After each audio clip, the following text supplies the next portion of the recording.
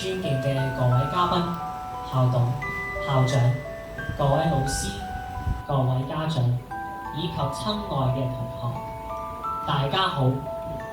我哋係畢業班代表，我係中六甲班嘅楊振聲。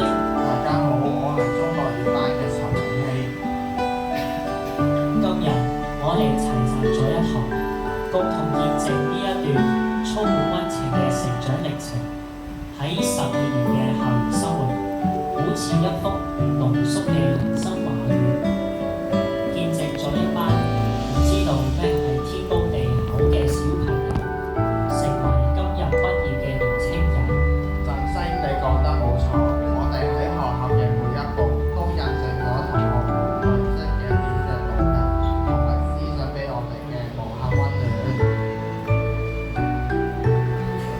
而且喺石門學校，我哋唔單止獲得咗知識，仲學識咗點樣待人以誠，互相尊重。係林永希喺學校嘅12年，有乜嘢係